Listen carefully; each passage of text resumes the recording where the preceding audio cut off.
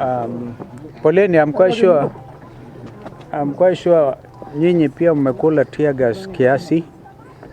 Poleni sana. This is the real cost of freedom. Tulianza safari because we had wanted to come to Wote to have a follow-up of very peaceful Sabasaba demonstrations we had in Kathonzweni constituency of Machakos County. That was on 7th of July.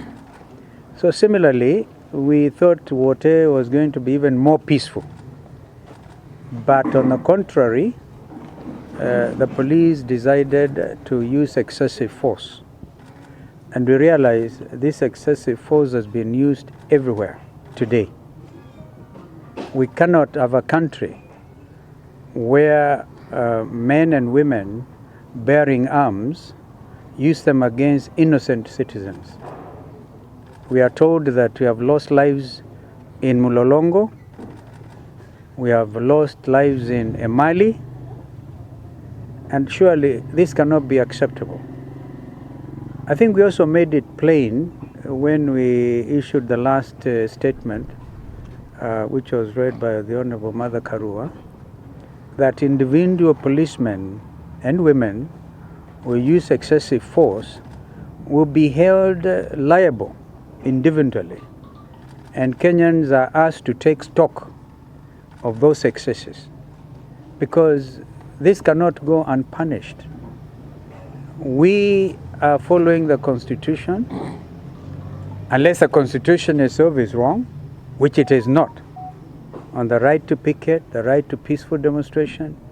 We dare repeat all those provisions of the Constitution, and making reference in particular to Article 1 of our Constitution, which talks about the right of citizens to exercise their power directly, their sovereign power directly, or in a democracy through their democratically elected representatives.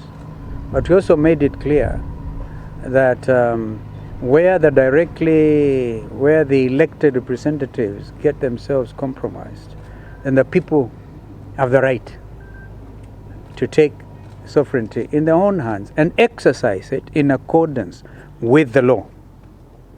Kwa hivyo hapa leo tumeshangaa sana. Nilianza safari kutoka Nairobi, nikapata kwamba huko Mlolongo kimeumana, nikarudi, nikapitia Syokimau, Katani, nikapata mahali wanachimba madini kwa wingi, difficult areas, but we ended up in Lukman petrol station. Na hapo, give it to Senator Wambua, he was very smart, because police, instead of really making proper roadblocks, wanafunika tu, watu kasema mukienda kwa msafara mutashikwa. So Wambua beat them by getting into the back seat of a lorry. Akapita, akaingia Chumvi. The road between Chumvi and Konza turnoff was amazing. The whole distance, I could count up to 3 vehicles.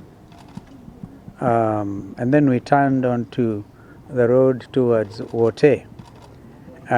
We got to Makongo, we could see some signs of, we met with a police truck. I think it was monitoring our movements. From there, ikarudi nyuma, ikatufuata. We thank Mheshimiwa Kimilo, the member for the area. He knows all the routes, because they laid a trap in Mukuyuni.